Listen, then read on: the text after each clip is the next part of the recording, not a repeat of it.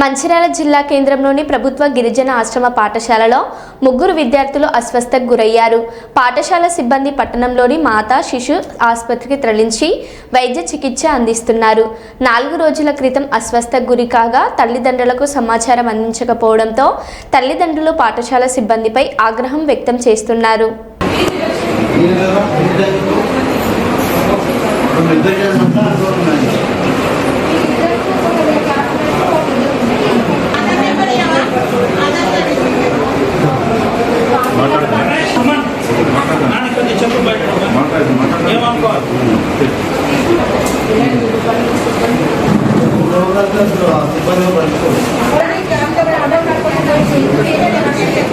Aadhaar card